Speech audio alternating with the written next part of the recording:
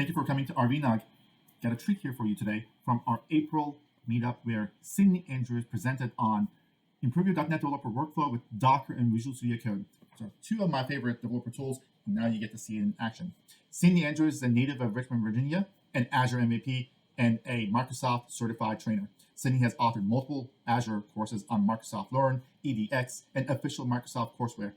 Lately, Sidney has focused on developer topics such as containers in Azure, Cosmos DB, .NET 6, and architectural design on Azure. Sidney likes to find ways to open source train on Azure and .NET topics for a broader technical community in his spare time. I hope you enjoyed this video as much as we did. Here it is. And so open source has only exacerbated that problem. If I look at a project that somebody's built on GitHub, and I just want to change one line, think about the amount of work I have to do. I have to usually, you've seen this on READMEs. I have to pull down the project and install 20 million things, and then I have to change my one line of code and then run the entire test suite, which is requires me to install another 20 million things to change one line of code. And so what happens a lot is that people just don't bother. It's just too much setup. A really good example of this is that the Azure Cloud Shell is running .NET Core 3.1, which is technically a supported version of .NET until December. So .NET 6 is the latest stable .NET.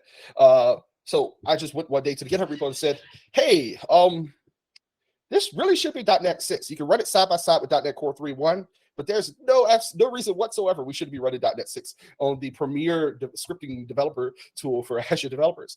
And so I said, okay, I will add in 2 lines. I don't even think it's entirely 2 lines. I'm going to show you right now.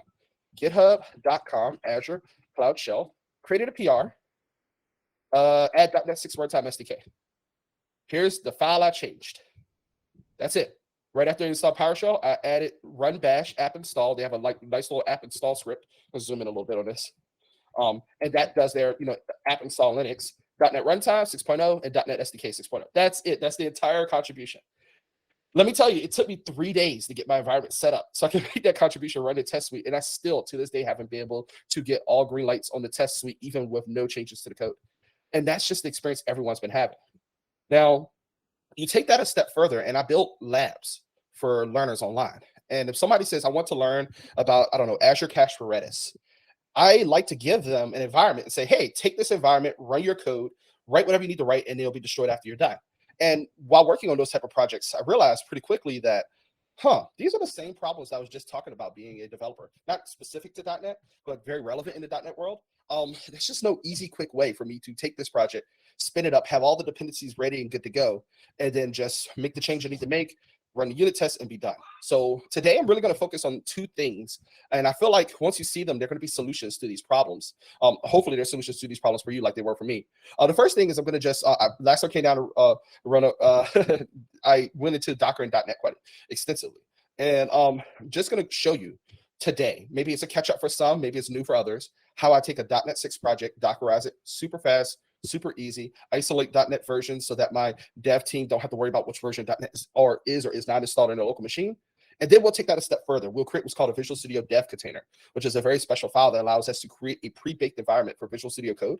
And I'll show you how to launch dev containers, rebuild them, the developer workflow. And then the final thing we'll do tonight is after I built my dev container, I will open a brand new instance of GitHub Codespaces. And you'll see that all my dependencies, everything are auto-populated. As soon as Visual Studio Codespaces is open, my project is ready to go. So lofty goals, lots of code. Let's really dig into it. All right, so I have a folder here. I'm opening Windows Terminal in my downloads folder called docker.net. Have it open in Visual Studio Code. I was playing around earlier with this little slab project. Delete all that. So empty folder, empty directory in Windows Terminal. On my local machine, I'll give you a little peek under the hood. For run .NET version, I'm running 6.0 on my local machine. For run .NET list SDKs, it will list all of the SDKs I have installed on my machine. .NET 3.1, .NET 5.0, a preview of .NET 6.0 that I forgot to uninstall, and then the actual .NET 6.0 that's live out there. So that's what I have installed on my machine. If I wanted to do a .NET 7 project, I guess I could go install the .NET 7 SDK. But if it's just for a one-off experiment, why I do that when I can actually take advantage of Docker? So I have Docker running on my machine. No containers are really running in here yet. I installed Docker recently. If you installed Docker a long time ago and haven't touched your Docker installation, you should definitely go check out the new Docker installation workflow. It uses Windows Subsystem for Linux 2, so WSL2. and it is lightning fast compared to the old way of installing Docker on Windows. So again, if you haven't, and Hanselman has a great article about this, if you haven't updated your Docker installation, even if it's just uninstall, reinstall, the new Docker for Windows will use WSL2 by default, and that gives you not only Docker running on your local machine, but if you're using a WSL distribution like you're running Ubuntu, you'll still have access to the same Docker instance. You don't have to do any type of weird local host port forwarding nonsense that you had to do back in the day. And did I say it runs a whole lot faster? We're talking on startup in seconds as opposed to minutes. And it's technically, they say it's more performant. I wouldn't know. I'm running on like a 64 gig desktop machine. It used to be my gaming desktop, and that's my work machine because Miller's Law. All right, so I'm going to end this empty folder. I think it's Murphy's Law. One of those. I'm going to do a lot of code today. So just heads up, I'm going to look over to the side every once in a while, check the in-call messages. But if you feel like you need to unmute to ask a question, please do. Either way is fine. I just want to make sure I'm showing a lot of stuff today that I'm receptive to anybody's questions. So please, feel free if I type something, if I'm not zoomed in enough, if I say something that doesn't make any sense, please, fire away with the questions. So I'm going to create a Docker file. And a Docker file is a series of instructions to create a Docker container image. Now, if I go to hub.docker.com, there's all sorts of Docker container images I can pull down. I can pull down node container images. If I wanted to put down Microsoft.NET, I believe it's Microsoft-.NET. Yeah, there we go. Microsoft.NET. I can go like ASP.NET, Runtime, SDK. For those who are interested, SDK is exactly as it is when you install as developers. It allows you to build. Runtime is just the runtime to run applications. ASP.NET is a superset of the runtime with additional dependencies required for ASP.NET Core. So we'll go .NET SDK. I'm gonna throw these links in the chat while I'm going, by the way, for anybody who wants to for later. From here, we have container images for all the popular versions of .NET, whether it's .NET 6, .NET 5, or .NET Core 3.1. For those who don't know, .NET 5 was a latest version, but not a long-term support version. .NET 6 is the new long-term support and latest version. .NET 3.1 is a long-term support version, but its support should end, I believe, in December. Basically, the new rhythm is that every other year, .NET will be a long-term support version. So this is what the .NET 7, which is just .NET later. The year after that, which is .NET 8. .NET 8 will be the new LTS version. So over the future, you can plan around that when I should be thinking about updating. And then whenever a new LTS version drops, you get 3 years of support. So it's they made it purposefully predictable because they know how the enterprise works. And, if you can tell your boss, hey, I know we need to upgrade for the future, it's a whole lot easier conversation. I just want to be able to make this and bring this. It's just much, much easier to justify. All right, so Microsoft's images come from the Microsoft Container Registry. That's mcr.microsoft.com. If you actually post that URL in the browser, it doesn't really give you anything interesting other than the GitHub repo or information about the Microsoft Container Registry. It's basically, if you think about radio stations and how we may have a radio show and we syndicate it across multiple radio stations, the MCR is the same thing. It's a container registry that Microsoft manages that they have a lot of best practices and security around. Like, it's really hard for a Microsoft employee to push a new version of a container image to MCR. They have to go through a lot of checks and security things. Then MCR is syndicated to some of the most popular container registries. So think like Docker Hub, Red Hat's container registry, really popular container registries like that is syndicated out.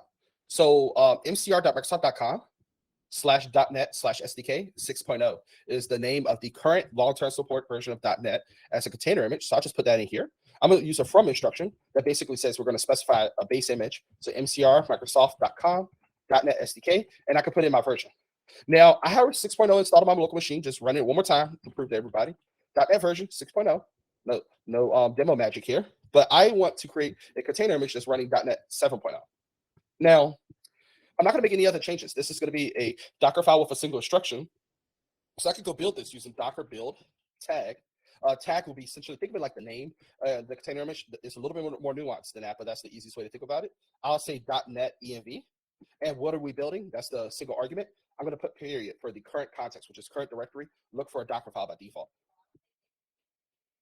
So this is a pretty quick build because I already had that Docker container image already downloaded from Docker Hub. Only one instruction, which is start with this container image and make no changes. So if I say Docker run interactive sudo tty console, that's just make sure that there's a connection to the container image because the container instance, because the container will stop when it doesn't have anything left to do. So we're simulating a connection to it so that we can interact with it. The .NET version, that's .NET 7. You've probably seen people type in Docker run it. That's what that is. It's a shorthand for interactive, meaning I'm connected to it interactively and keeping a connection open with a sudo tty instance so that the container doesn't prematurely stop. So just showing that does the same thing. .NET version 7.0. Easy peasy, nothing too crazy right now. I'm going to exit. Now, we can do all sorts of cool things here. If I run this container instance one more time and put in .NET list SDKs, you'll see that I only have .NET 7 installed in this container, which makes sense because their container image is going to have the minimum amount of things necessary. But I could go in here and use the copy command to copy files from a source to destination. I'm going to show you a really cool trick. If I type in from, I can copy either from a stage in my Docker file or from an entirely different container image. So if I wanted to create the container image to rule all .NET container images, I could type in from mcr.microsoft.com.net SDK 6.0. I'm checking my notes here to make sure I have the right directory. So we're going to copy some files from this place. The source folder is going to be user share.net SDK. And the destination folder will be the same, user share.net SDK. So basically, here's what I'm doing. I'm cheating a little bit. I say, go get the .NET 6.0 container image. The SDK is installed in this folder. Just copy it to the same exact folder on this other machine. I'll show you how. That is a super cool hack. Rather than figuring out everything you need to install it properly, just go get it from where it's already installed properly.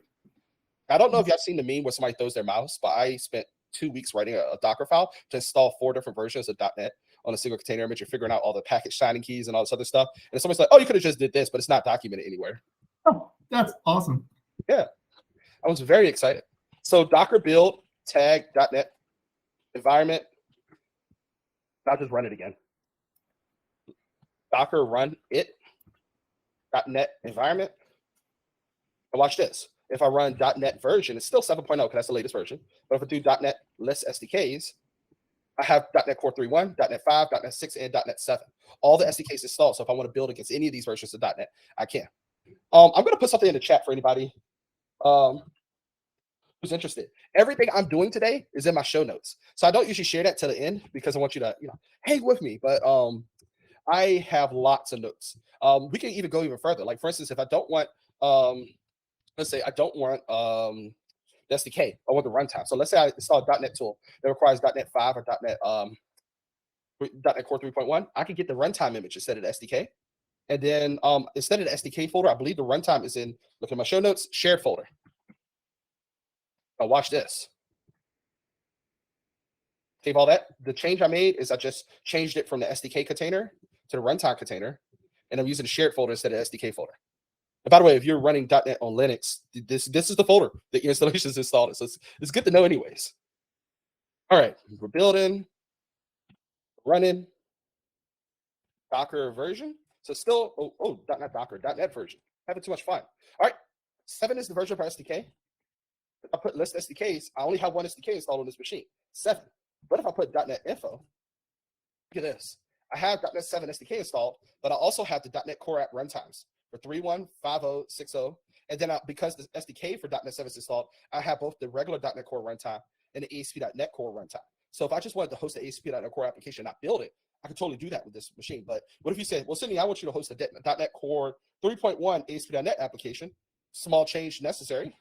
I just go in. Remember I showed you there's another image called the ASP.NET image, which is the superset of the runtime, ASP.NET. Build it one more time.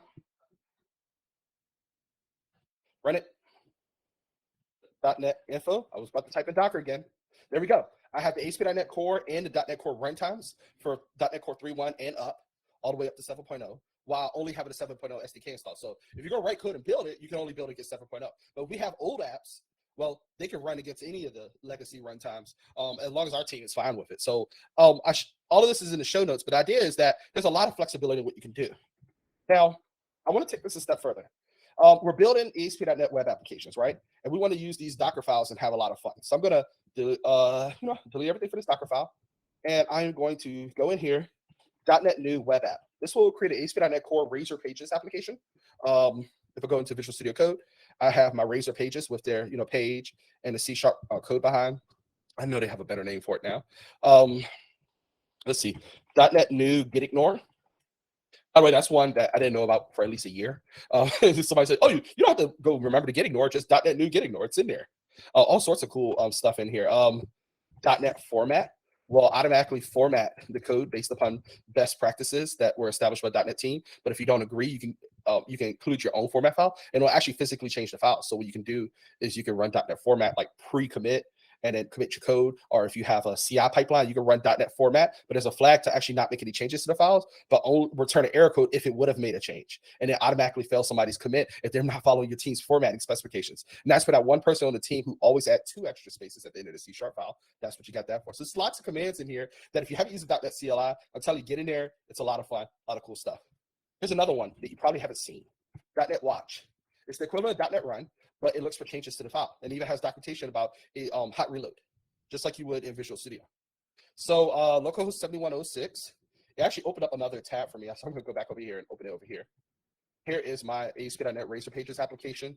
If I go in, I don't know, instead of welcome, hello, user group. Save it. Yeah, it's just hot reload. So nothing too crazy happening. This is a regular ASP.NET core application running Razor Pages. I'm going to go ahead and close out of .NET Watch, just so, Control C, nothing too crazy here. Now, everybody knows running and watching, but if I'm preparing this for production, I'm going to use .NET Publish. .NET Publish, I specify configuration, debug, release. I'll do release. In an output folder, I like to put it in an out folder. Everybody has different preferences here. One cool thing is if you specify output folder in .NET Publish, it will publish the files twice. So it'll perform the publishing action once, but it'll create 2 copies of the files. One in the bin folder, very much like you expect, like .NET Build or .NET Publish to do, but then the second copy will be in whatever folder you specify. So if I hit enter, let's go ahead and publish to bin release net 6.0 docker.net.dll, but it also published to the out folder. So if I go to Visual Studio Code, there's my out folder, has everything we need with the docker.net.dll.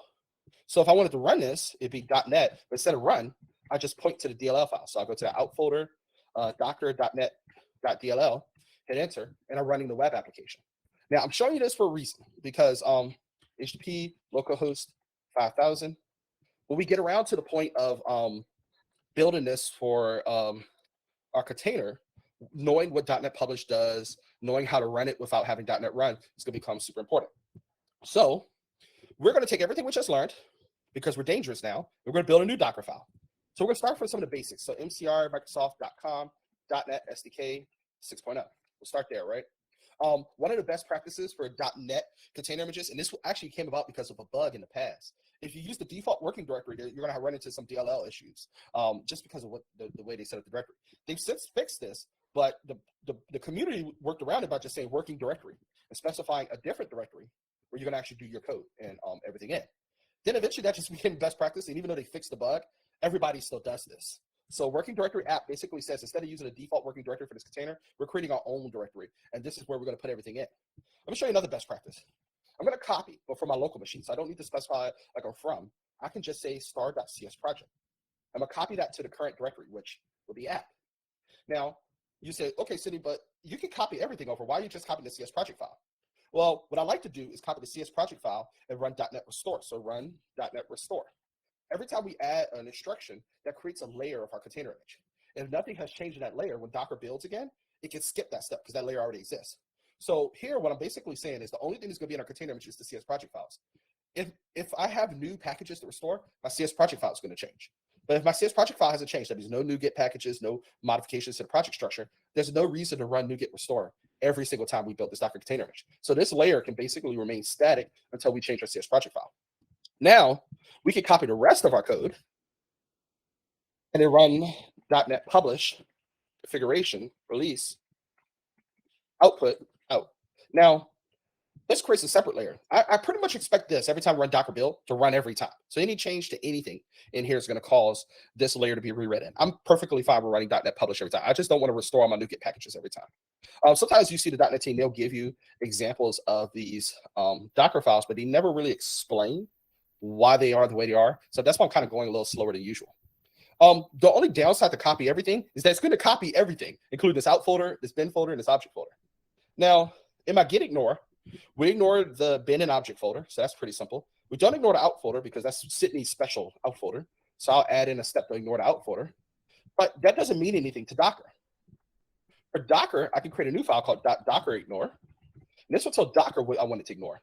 Docker, I don't need you to copy the bin folder, the object folder, and out folder. If you're using Visual Studio, you'll probably add in things like your user preference files and stuff like that. But for the purposes of the Docker build, I don't need you to copy any of this if it exists on a local machine. All right. Now, here's where things get funky.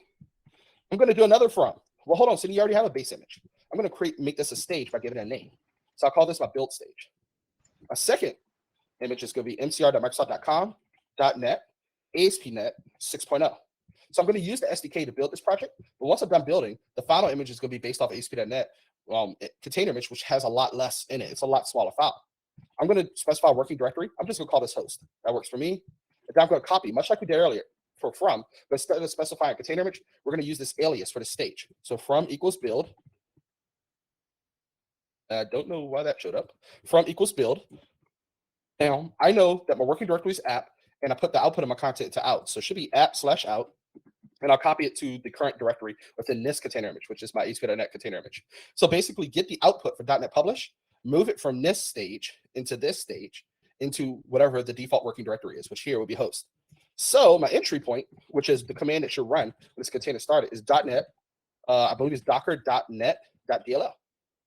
And that's it. That's how I build a Docker file for ASP.NET application. If you go to the ASP.NET documentation and you look up what's the preferred Docker file, you will see something that looks almost exactly like this. I made a couple Sidney edits, but it's very similar. If you look at the show notes, I actually show you how to do the same exact thing in Blazor, where the biggest difference is instead of using ASP.NET container image, I believe in the show notes, I show you how to do it using Nginx, running on Alpine Linux, so that it's like a super lightweight container image. All right. Docker build tag ASP.NET Razor. I'm just calling this container image ASP.NET Razor. Store NuGet packages, run .NET Publish. And we're done. Docker run, but this time instead of being interactive, I'm going to detach. Basically run in the background and publish a port. Now port 80 is exposed on this container image. I can map it to another port, or I can have Docker decide on a port for me. I'll publish port 80 and let Docker decide on a port for me. So ASP.NET Razor is my container image name. I run it, and we're cooking. Now I can go to Docker tool, go to my running containers. There's Amazing Leaky. I can open it in a browser, and that will do everything I expect it to do. I can also use the Docker extension in Visual Studio Code, which will do the same thing. This container is called Amazing Leaky, and the port is 64714. So HP localhost 64714. There's hello user group, my application running in Docker. Beautiful stuff. All right, I clicked the wrong version of Visual Studio Code. Let me close that out. Apologize. I can go ahead and stop that. I don't need it running for the rest of this. Now, if you follow my show notes, I'll show you how to do the same exact thing in Blazor. I'm going to go really fast through the Blazor part because I have a lot more I want to show you tonight. So we'll keep everything except the Docker file.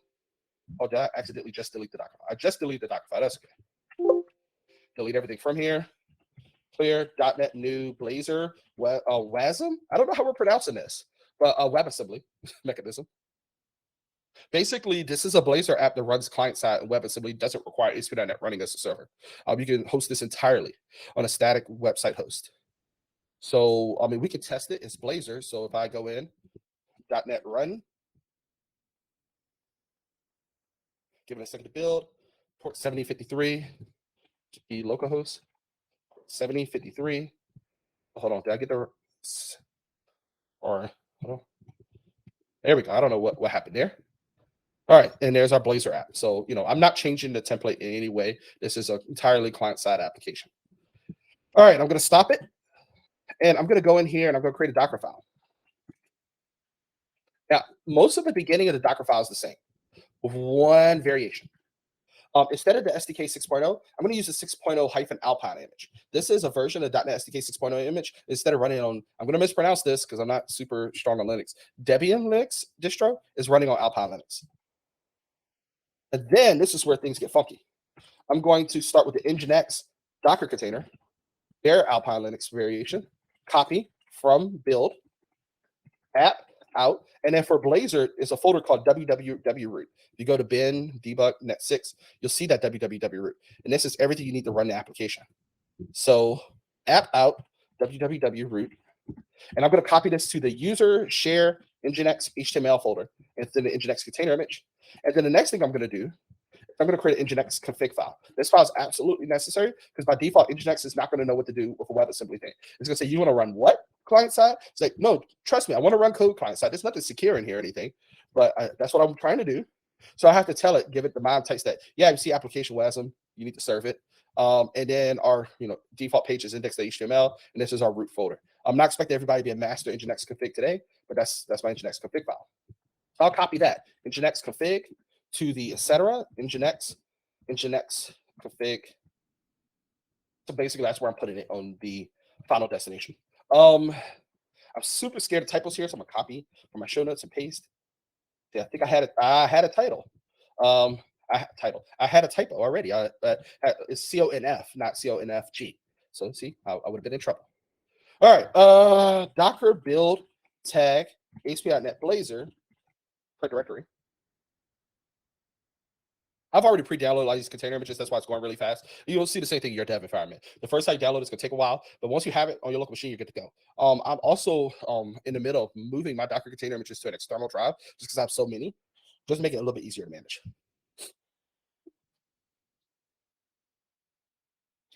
So I had to sneeze. All right. .NET Publish is running for Blazor. And then it says this may take a while. That always makes me nervous. It only takes about 30 to 60 seconds. There we go. Right on the nose. And my container image is ready. So Docker run, detach, publish. I'm going to publish to port 5555, mapping it to port 80 within the container image. This will be ASP.NET Blazor. All right. If I have no typos, I should be able to just HP localhost 5555. And there's my Blazor application running within Docker. Now, I showed you all of this for a reason, because I'm getting ready to show you Visual Studio Code Dev Container, and that takes advantage of all the stuff I just showed you. It takes it to the next level. Now, if you've never used Dev Container before, Dev Container is a feature within Visual Studio Code for you to change the environment that you write your code in. So right now, if I run a terminal, if I perform any operations, it happens in my local environment. So we'll go .NET version. That's the version .NET I have installed locally. But if I have a new developer joining my team and I want to make sure they have the right versions of .NET, right versions, all the tools we're using like Azure CLI, any type of Helm, Kubernetes, CLI tools, whatever we're using within our organization, the dev container is just immensely helpful in this. So I am going to live on the wild side and delete everything again because that's just how we roll here. I'm going to clear my terminal screen, and we're starting from scratch, and I'm going to show you the beginnings of a dev container. So dev container file is in a folder called dev container. And the file itself is called devcontainer.json. This is where you specify what the developer needs on their machine when running this code. So I'm going to create a JSON file. I'm going to call this user group container. And then I'm going to select the image for Docker Hub. Just for fun, we are going to run Node.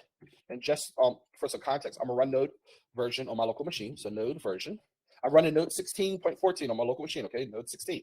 The latest version of Node is 17. So if I hit save, this should pull, if you don't specify tag, latest is inferred, we should pull Node 17. Now, how do I launch? Yes, I can hit F1 and then type in container, and I'll see the remote container settings, like reopen the container, stuff like that. There's a remote container extension that does it, but at the bottom left corner of your code is your remote containers extension button. This is where all the magic happens. So I can open this within Windows Subsystem for Linux. So for instance, if I want to actually build, like I have a command application, I want to test this out with the Linux distro for Windows Subsystem for Linux, I can do that. But if I want to remote container instance, that's what Windows is. So that's good fun. We open the container. So now we get that container that came out and configure a container. And then my remote container code is what you want to see the context of that container. So here we go. Starting dev container. I hit show log so you can see what's going on. All right, it's running Docker version. It's getting a node. It's going to automatically create a, it's kind of like a Docker file where it'll start with the node container and add all the tools that Visual Studio Code needs to that container instance. So if I go into Docker, you'll see I have, here's my ASP.NET Blazor. I forgot to stop that. Here's amazing Leclerman running the node container. If I inspect it, you see it's node 17.8. It has Visual Studio Code mounted in here and my workspace mounted. And now you'll see the dev container, user group container. I'm now running everything within context of this container. I'm no longer running on my I'm running on my local machine, but the context of this build is no longer on my local machine. So I'll start a new terminal and I'll just do node version.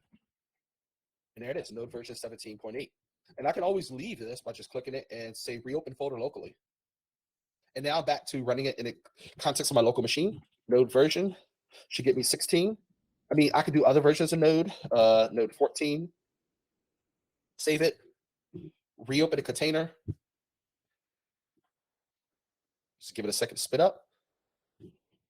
I have so many things I want to show today. And I'm looking at my show and it's like, oh no, I'm only halfway through. But that's all right. I'll show as much as I can.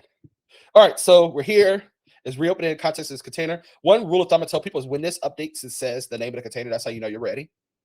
There we go. Dev container is showing up there. It's about to show down here. I don't know why, but my machine constantly fusses at me when I'm working on dev container image. You won't see this when you're using this in practice, that it needs to, rebuild and all this other stuff. Just for everybody's information, today, all the demos I show you, I'm constantly rebuilding the container image. But in practice, when you're using this with your team, you pre-specify everything, it's going to build it, but it's only going to build it once. And you can even, by default, Docker will leave the container instance running. So if you have some mounts in there for your workspace and stuff, that means like if you've made some changes locally, those will persist. If you're running an emulator, if you add a file to the emulator, that will continue to persist. Basically, the build steps that's taking a little while here is a one-time thing that you'll run the first time you pull down a dev container. But you're going to see me run this over and over again just because we're developing a dev container. So I just wanted to point that out because that comes up quite a lot. So node version 17.8. Oh, I thought I changed it to node 14. Hold on. Let me try one more time. Actually, you know what? I'll do something more interesting. Let's not do node. MCR, Microsoft.com, .NET, SDK, 5.0. Save that. Rebuilt container. I probably didn't save the file before I rebuilt the container. That's okay. I think people are here for the .NET, not for the node. By the way, you got any questions, anything?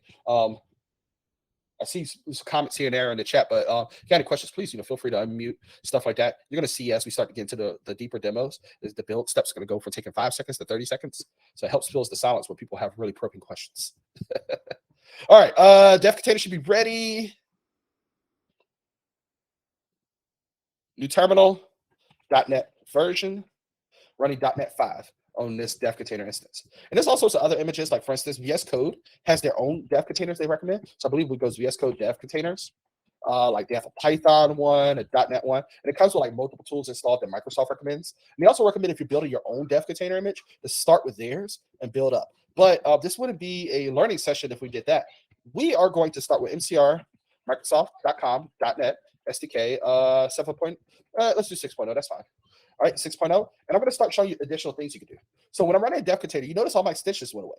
And that's because within this dev container, I don't have any extensions installed. While I have extensions installed locally on my machine, a dev container don't have any extensions. I can add those. Just type in extensions and then stuff like, and I'm going to copy these just because I don't want to type it all out manually. Like for instance, if I want to install the C# extension, it's ms.net tool C#. Now, if you say, hey, I don't, how do you know that? If I go and search for C# in the marketplace, here's a C# extension. If I type in install in dev container, it will update my dev container JSON file. But here's the more important thing. If I go in, and I believe it's here, or one of these, close this. Oh no, I can't find a button. Oh, here it is. It's a setting button. I can copy the extension ID.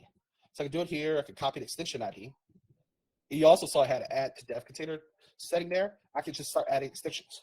I can even add settings for extensions. So when I built the dev environment for Microsoft Azure Developer Certification, that's AC204, this is exactly what we did. We pre-installed like Docker, C# extensions, and we set up some settings to stop giving you warning messages like, oh, you need to rebuild and all this other stuff. In our labs, we actually purposefully wanted to break some of the projects, so we suppressed a lot of those warnings, so it wouldn't annoy the students. This is the same thing that you'll see in a workplace. You may have a set of common settings that you want everybody to have predefined for that extension so that you don't have to go in and tell people to manually install that setting. If you don't know those settings, you can always just go to, for your local machine, go to Preference, Settings, and then if you click this button, I believe, you open the settings in JSON. You can see what settings you have set up on your local machine related to that extension. So all sorts of cool stuff you can do here. We are going to install the C# extension, and I'm going to suppress things like you need to install .NET or restore this project, or there's build assets in here you haven't built yet. This is a learning experience. I don't want all those warnings. So rebuild container.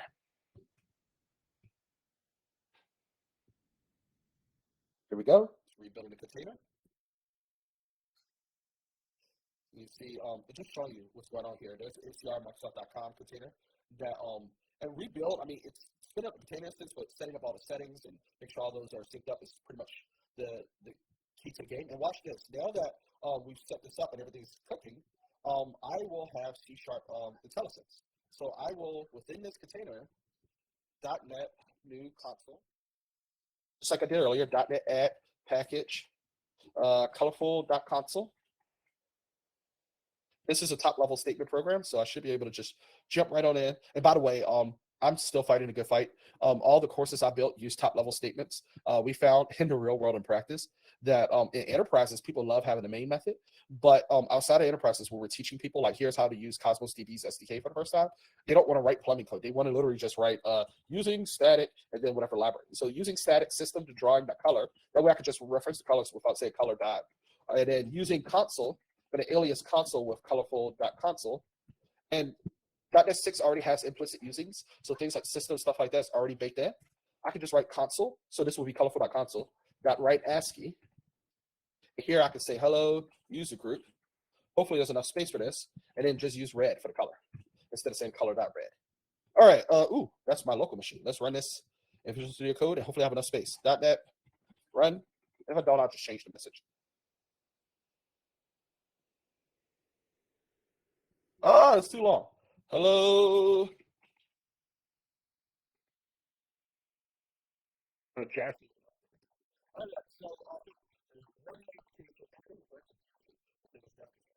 Take it even further. Let's say I want to install stuff. There is a GitHub repo out there, and I forgot to put the link in my show notes, and I can't think of what it is right now, so I'm kicking myself over this. But there's a link out there to a list of features that are available. There's common things that a lot of people want to install. Like they want to build Git from source, so they have the latest version of Git. They want to install the Azure Cli. They want to install PowerShell. And so the Visual Studio Code team has made a new feature called, you ready for this? Features, where you can just specify it here, and they have their own instructions on how to install it, which are probably going to be a little bit more resilient and thought of more edge cases than if you wrote this out manually. So if I want to install the Azure CLI, I can do that. And then in the value for this key value pair would be the version. Where if it's a numeric version, it can be partial version number, or you can just put in latest. So latest Azure CLI, but for PowerShell, I want to install 7. So any latest PowerShell 7 version. I'm going to run this only once because Azure CLI takes a while to install. My practice takes anywhere from 30 seconds to a minute, which after everything we've been doing super fast all day, it just feels like an eternity. At least I know when I was prepping for this session, I felt like it could definitely gone a lot faster. All right, so spin up containers. Notice they create a Docker file that uses whatever container image we specify and then adds this feature. So they create their own Docker file that installs Azure CLI, and it'll also install PowerShell. So here we go. If I got this right, I'm nervous now that I have a typo because that went way too fast. All right. So .NET version should still give us like 6.0. AZ version. Oh, Azure CLI is installed. Wonderful. 2.3.5. PowerShell PWSH. All right, we're in PowerShell 7.2.2. So PS version table, I believe it is. Yeah, so I have Azure CLI PowerShell installed on this machine. Yeah, I could have went into Docker container, a Docker file, built this out manually. I could have did some really fancy stuff there, but it's just nice to be able to say, you know what, Visual Studio Code, you know where to get this from. Go ahead and get it for me. Again, they have a GitHub repo, and I can't think of the link right now, with a list of all the features. It's technically considered a preview feature, redundancy intended, but it is pretty cool. All right, more settings. You can configure anything in here. So for instance, you can add new terminals. So terminal.integrated profiles.Linux, and we have all the different profiles they have set up. I'm going to create a PowerShell profile. I'm not worried about all these other ones. So PowerShell profile is going to go to PowerShell PWSH, and yeah, it's going to have a logo. And then for my art, I am going to type in no logo. Now this sounds really silly, but here's the thing: whenever you open PowerShell, you notice I'll show you right here. When you open PowerShell, it says the version of PowerShell is running. PowerShell 7.2. Actually, I already have that set up on my local machine. I'm sorry. Terminal. New terminal. This is a bash terminal. Let's see, PowerShell terminal. It tells you the version of PowerShell. There we go. I don't want to show that. So when we run PWSH, we run it normally, PWSH. It'll tell us the version of PowerShell. I'm going to exit. If I run PWSH, no logo, it'll just start PowerShell without that little banner. So let's cook. So we have no logo, and then I think the only other setting I have to set is terminal integrated. There's be an option. I'll say default profile.Linux, and this is where I specify which one we'll use, and I'll say PowerShell. So basically, it already has a PowerShell profile. I'm just updating it by adding the argument no logo and setting it as the default profile instead of bash. All right. I can also set environment variables. So container environment, PowerShell update. Check. If you know you're going to lock in one version of PowerShell, and you know that eventually it's going to prompt the user, you should update your PowerShell. you can disable that using environment variable. But this, you can say any environment variable here. I just wanted to show you examples of changing Visual Studio Code settings and environment variables. All right.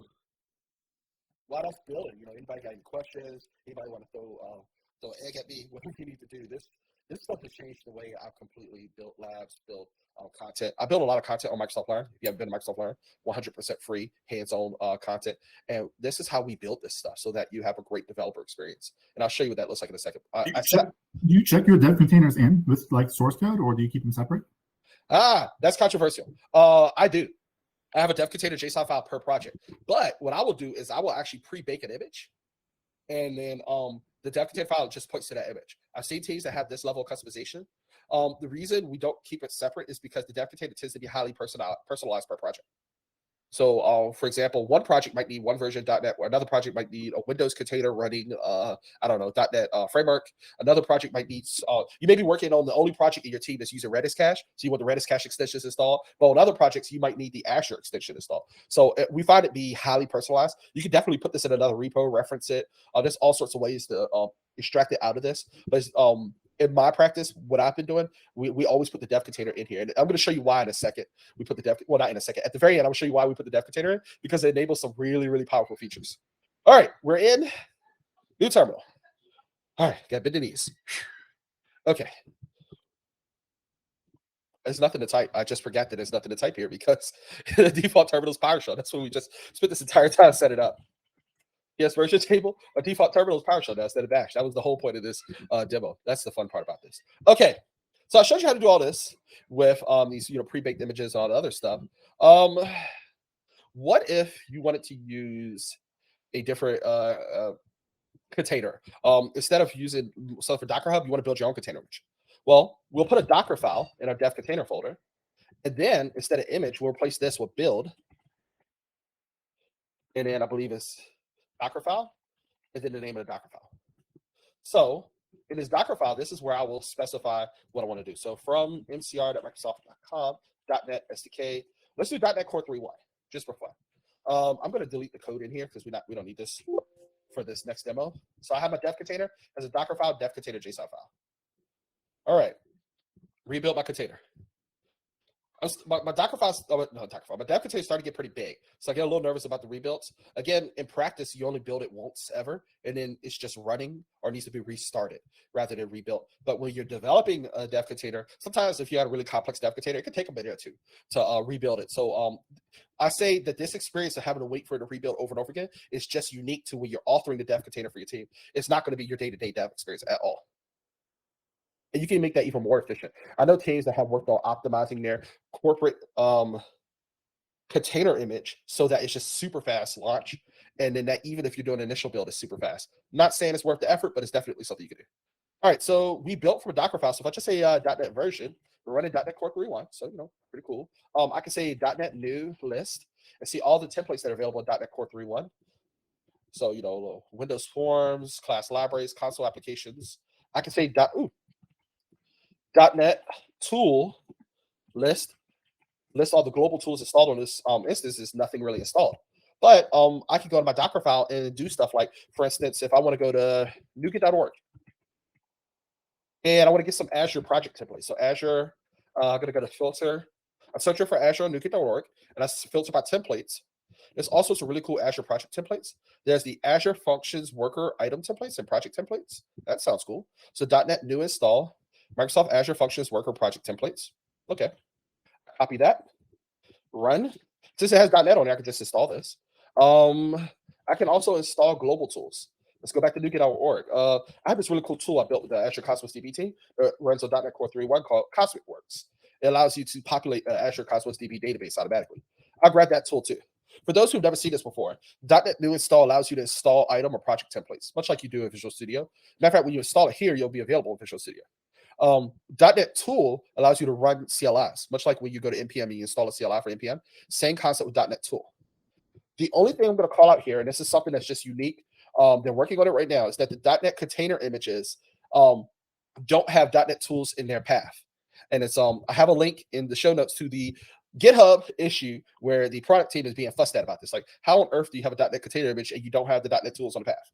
So I'm just going to set an environment variable called path. take the existing path and append root.net tools to it. It's hilarious that it's a complete omission, but they have so many container images dependent on the .NET container images that they can't fix it easily. So it's one of those things that they're like, we're working on it. We know. All right, rebuild this container. So 2 changes I made.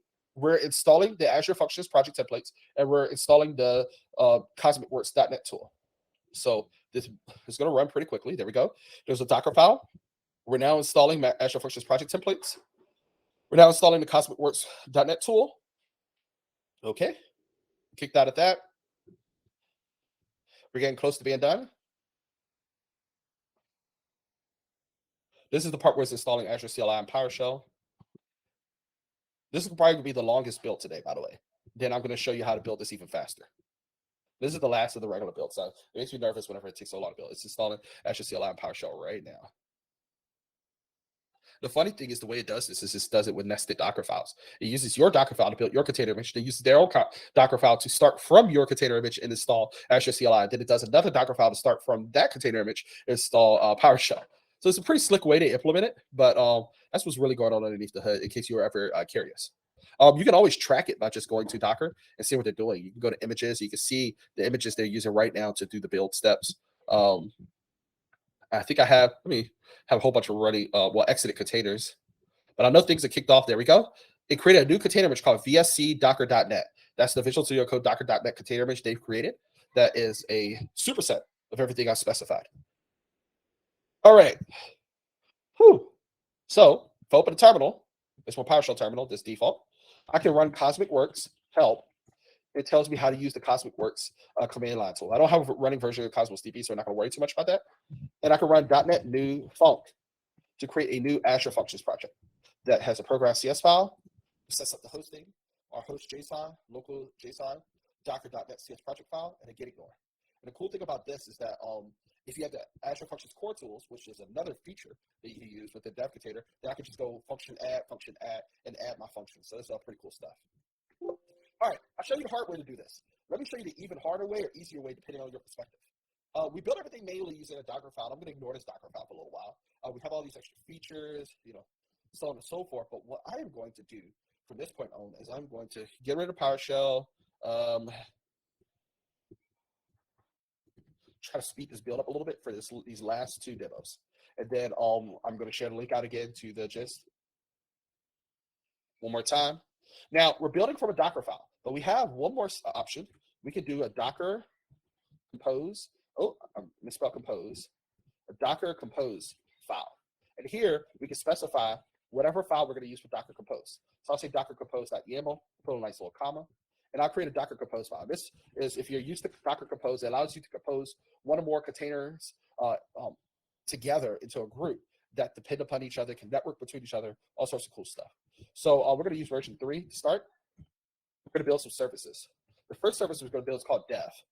And with this dev service, what we're going to do essentially is we are going to go in and use an existing container image. So we'll say mcr microsoft.com .NET SDK 3.1. The command that we want to run, sleep infinity. We don't want this to stop. We're going to mount a volume. This is where it gets interesting. Since we're in the dev container folder, we want to go up a directory, so .. and we're going to map that to workspace or /workspace, and we're going to cache it, so cached. Now, this basically creates a workspace directory that we're going to be doing all of our coding in. Now, we'll create a second service called Cosmos, and I'll pull another image here. mcr microsoft.com Cosmos DB Linux Azure Cosmos emulator. And I'm going to expose it on port 8081. But just do that. Port 8081 is going to be available to containers within this compose. If I map it again, I can make it externally visible.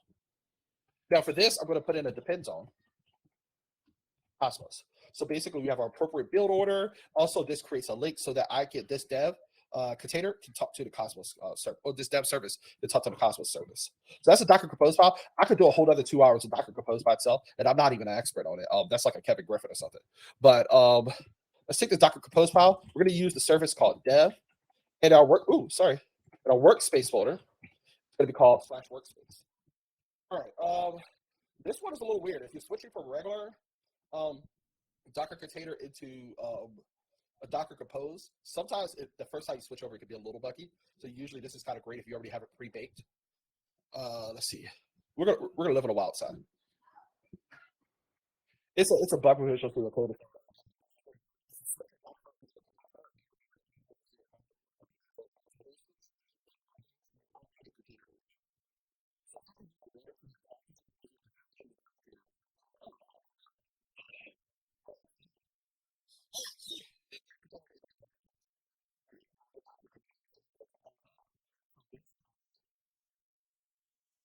Images, we're using a lot of images.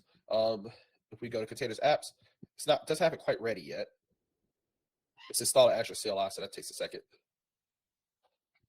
Now, the cool thing about Docker Compose is just like when we're in a regular container images. The first time you build it, it's going to be a long build process. But after that, if you haven't changed any of the services, it can just reuse that container and container instance. So both the running container instance, or if the container instance is not running, it can just keep reusing it, so you don't have to walk through the build process again and again. All right, Azure CLI is set up. That's the long part of it. It took about 36 seconds. It took about 20 seconds off my life.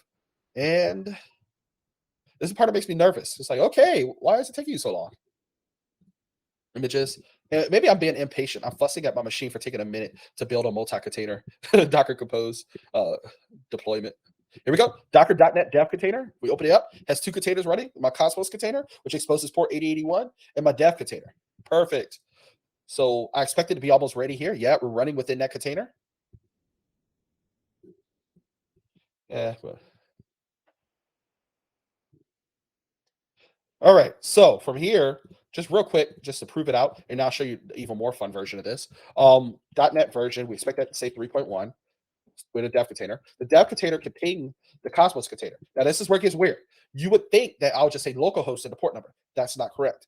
In Docker Compose, the name of the service is what you're going to ping. So, for instance, if I'm doing a connection string, it's going to be HTTP://Cosmos port 8081. I'll just ping Cosmos to prove that. So that's using the Cosmos. That's the Azure Cosmos DB emulator, by the way. You'll see that again in a second. Let me show you how this works with Azure Storage.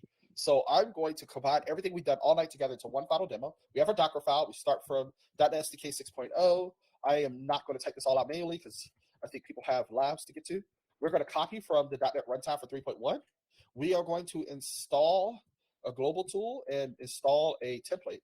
So I'm going to pull some ones I already know. So for global 2, instead of Cosmic Works, I install Microsoft.NET MS Identity. This is a really cool tool that allows you to register Azure AD applications. In the .NET new install, we'll install the Microsoft Identity Web Project Templates. So if you've never worked with a Microsoft Identity platform before, these are a set of ASP.NET Core templates that already have Microsoft Identity platform baked in, inside, all that. If you don't know much about that, I have a series of videos on Microsoft Dev Radio where we went into like 4 hours of webinars on this exact topic. All right, so we have a Docker file. In my Docker Compose, instead of image, I'm going to say build. My context is going to be current directory. My Docker file is going to be called Docker file. I'm also going to fix this typo. Now, instead of the Cosmos image, I'll create a new image or service. Create a new service called storage from mcrmicrosoft.com, the Azure storage folder, Azurite. For those who don't know, Azurite is the new Azure storage emulator. It's way better than the old emulator. It's containerized. It's available as an extension of Visual Studio Code. It's even available as a .NET tool. It runs anywhere. It's fast, lightweight, and it stores the blobs that you create, queues, and tables on the file system, so you can go manipulate it if you want to see data really fast. All right, I got Azurite set up. The blob storage endpoint is going to be at port 10,000 by default. If you go to their documentation page, it tells you you can actually run this with args and change that blob endpoint if you like, but we're not going to do that today. All right, pinned in no typos. This should be the container, the rule all containers. So I'll reopen this folder locally, and I'll reopen in container. All right. By the way, this is my last container build, so you see me exhaling because I'm kind of excited. And then what I'm going to do is after we do this, I'm going to commit this to GitHub and show you in a real quick 5 minutes how to actually use this in the real world, where somebody who wants to write code against your project that's never installed any tools can do it without making any commits to their local machine or making any changes to the local machine's configuration. All right, Docker Compose. Please don't let there be any typos. Super nervous. All right, storage dev 1. We're cooking now. Here's a cool thing. You see that it added a new container called storage and dev 1 container. Eventually, this Cosmos 1 container is going to stop. I don't remember if it stops now or if it stops like the next time I close Visual Studio Code. But at some point, it's going to know that it's no longer needed, and it's going to just go to a stop state. All right. Are we done already? Huh. All right. Well, when in Rome. .NET version. All right. This container is using .NET Core 3.1. Ooh, I want to use a different version of .NET. I thought this was the bug I was talking about. This only with Docker Compose. I found in practice that sometimes Docker Compose won't rebuild the dev container unless you kind of force it to. So I'm going to stop this Docker.NET container and then just remove it. I'm going to force Docker Compose to stop all this. By the way, this is really great troubleshooting if you're developing your own dev container, how you can go in and delete stuff and clean up your Docker instance. So I'm kind of glad I ran into this while you're all here. So I deleted the containers. I'm going to also, just for fun, I believe it's here. I'll delete the container images, force it to rebuild. All right. So again, this is not something you run into in practice. This bug only occurs when you're developing a new dev container for a team. And you're switching up like your Docker Compose. It's a nuance of Docker Compose, indicated to Docker Compose when the container needs to be changed. All right, last build. Let me drink a little bit of water. There's our Docker Compose file, our container image.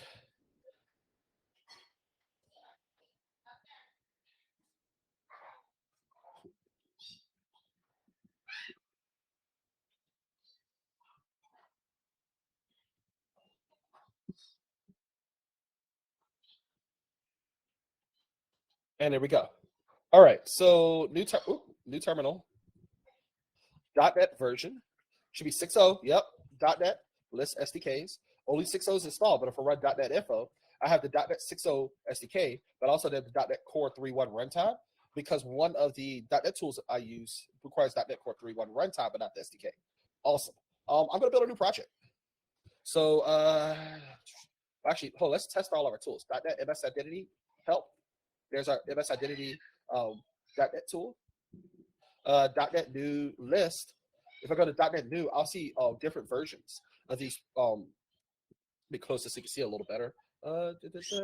There's new versions called Web App 2, Blazor Server 2, Blazor WASM 2, that actually variants of those templates that include all the Microsoft Identity Platform code baked in. So that works. Let's build a project.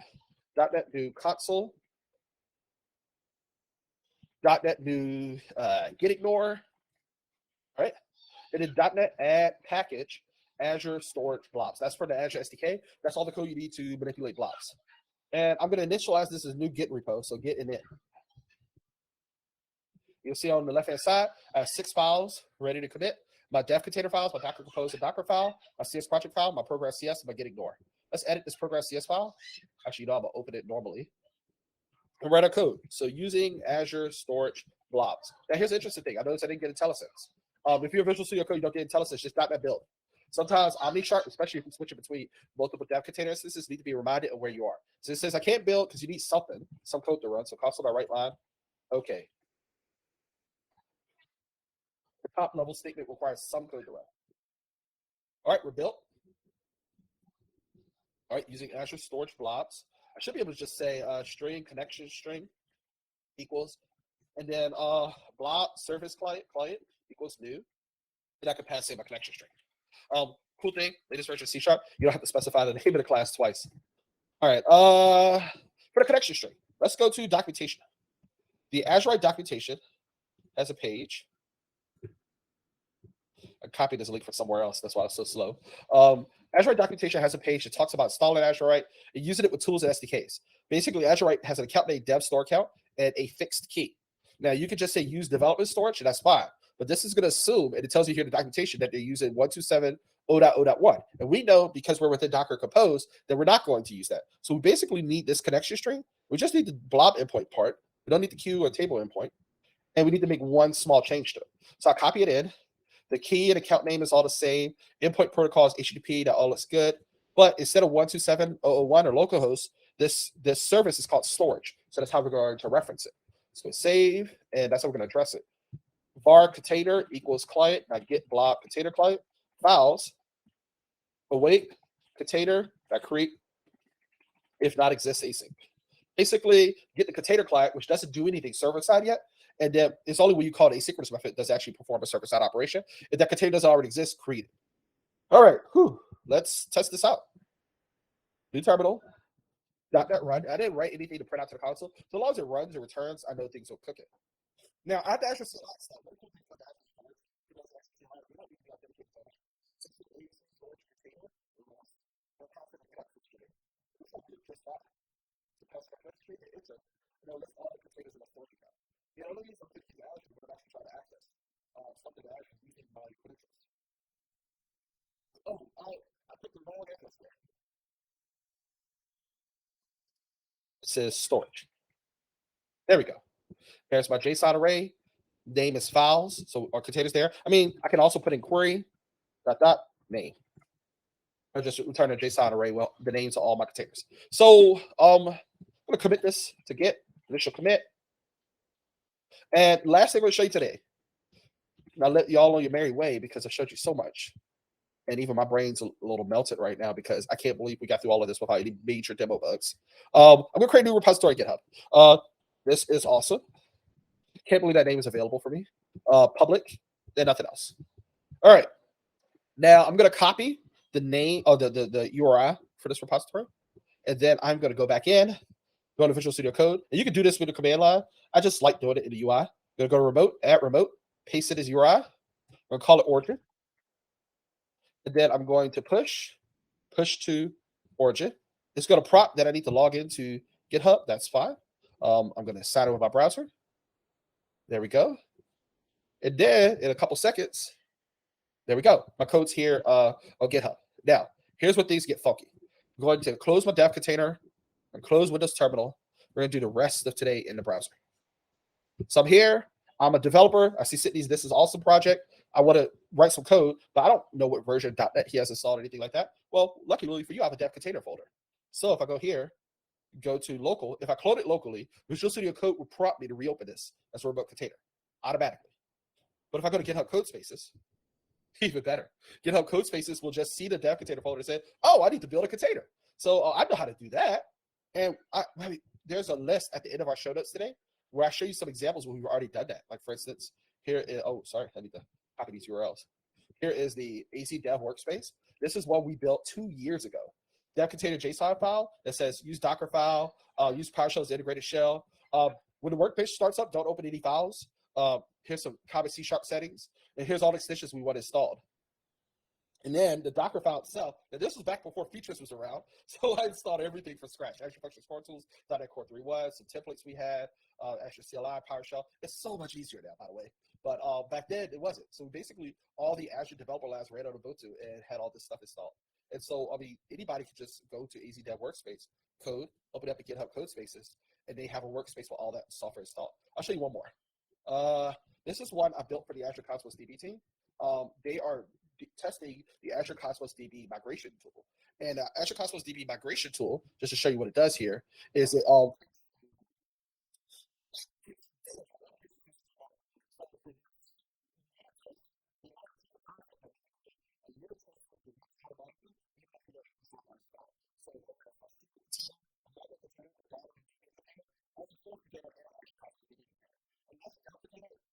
exists to run the unit test suite. So here it is. Uses Docker Compose YAML service workspace folder, uses C# extension, and then post attach command. When you attach to this to actually run, that means both locally and in GitHub Codespaces, it's going to run .NET test and then configure the locker. Just show you that Docker Compose that YAML file. .NET 3.6.0 and depends on the other file. Azure Cosmos DB, Azure Storage, SQL, DynamoDB, and Go. And we're trying to add at least 3 more to this. And it's a really complex WPF application, but it allows us to completely automate testing it. This one's probably not going to launch in time for the rest of this user group. I'll just kick it off just for fun. All right, this is awesome. Has launched. .NET version, we're running a .NET 6, .NET build. We'll build our code. I mean, it's all here. Again, I just built this to GitHub Codespaces, and I ran my dev container and just decided to pre-install everything that I specified. So the developer experience is the same, whether it's browser-based or the Visual Studio Code on my local machine. This is really great for doing pair programming, and I'm sharing a link to somebody else. If you're a consultant and you just want to say, hey, here's a demo app. I've already pre-baked everything. Just click this button to open it in GitHub Codespaces, or click this button to open it in Visual Studio Code. You probably noticed while I was loading, it actually has a button to do exactly that. Open this in Visual Studio Code if you don't feel like waiting. You know what? Let's play around with this a little bit. We will change the code. I'm just calling git blob container images and a creative.exist. Same thing for videos, nothing crazy. .NET run. And I'm gonna use the same command we used earlier, which is our AC storage container list, query name. Please don't let there be a formatting error. Did I get it right? All right, there we go. Images and videos. I have some of these other ones kick it off. I'm not gonna be able to show these because they are taking a long time. But those ones are, by the way, not optimized. Those were built one of them was built 6 months ago before I got better optimizing. One was built 2 years ago before I knew optimization was a thing. Last thing, AZ login, use device code. I'm gonna log into Azure CLI. I mean, I have Azure CLI installed, but I'm not logged into it. So I'm gonna copy this code and go to Microsoft.com device login, put in the code. I'm already signed in, give permission to Azure CLI. By the way, if all that Microsoft Identity Platform stuff is new, Microsoft Dev Radio, I have a 4-hour webinar series for developers who want to implement Azure AD off in their apps. Microsoft Identity Platform is just like night and day. Old Azure AD or even AD code is just horrific. And they now have a really easy to use API that has the same method and class names, regardless of what programming language you want to use. All right, we are logged in. I have so many Azure subscriptions, so easy account set. I will pick the right subscription. Hopefully I'm zoomed in enough. AZ group create, name, fun, location, West US 2. AZ storage account create. Name, Sid store fun. Resource group is called fun. Location, let's put that also in West US 2. But I don't have to put it because it's easier that way.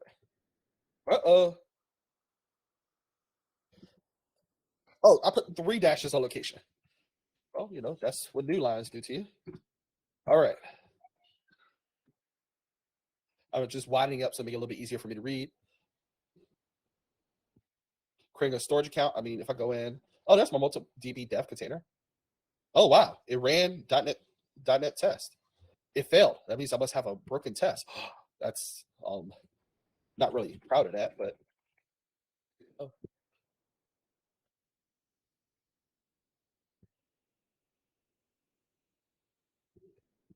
All right, there's our storage account. AZ storage account show connection string.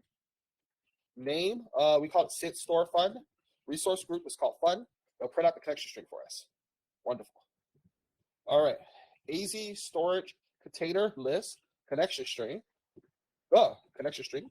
Now we haven't added any containers to this yet, so it should be empty. Matter of fact, prove that out. If I go to portal.azure.com, it should be my fun resource group with my Sid store fun storage account. It should have a container. Oh, well, no containers yet. All right, let's go in. We have the connection string, so let's just paste it in here for connection strings. There's a remote connection string, not a local one. Obviously, we're doing this with Key Vault or some secure service in real world. We're going to run our code, .NET run. AC storage container list. And there's our list of containers. That's way too much data, so I will query it down to just array value.name. Here we go. Our images and videos containers. If I refresh here, there's an images and videos container. So I basically just pre-bake the development environment. I mean, here's my multi-DB dev container. 0 tests failed, 5 passed. Okay, that's pretty cool. So it ran by unit tests. Again, this environment is absolutely bonkers. You go, actually, it's not the I forget the extension I need to show, but we'll worry about that later. It's running, if you go to dev container, this environment is running Azure Cosmos DB emulator, Azure Write, SQL Server, DynamoDB local emulator, and an instance of Mongo, so that we can run all the unit tests. And when we're doing dev, we can just run our client code and dev against the different database platforms. This one's probably never going to be done anytime soon because, again, before I knew about optimization. But that's everything I have for today. I probably showed you an absolute mountain of content. Somebody asked for a link to Dev Radio. YouTube.com, Microsoft Dev Radio. I'll pop that into the chat. We have a group within Microsoft where we do interviews of different people, different cloud solution architects, unsung heroes of the cloud, which one of my colleagues, Matt, does. We have a GitHub Bootcamp series. So if your team is completely new to GitHub, this is what this group of cloud solution architects used to run with customers, teaching them from nothing to everything on GitHub. A whole series of Azure pipelines, whole series of GitHub actions. Where's the one I'm looking for? It's probably down here. There we go. Develop JavaScript applications with the Microsoft Identity Platform. And down, there's another playlist with develop .NET applications for the Microsoft Identity Platform. All of those sessions, we have links to the GitHub repo or all the source code. So I showed you a lot today. I put the link to our gist in the chat. Hopefully, I've given you enough information to be dangerous and to be absolutely vindictive to anybody who has a wacky.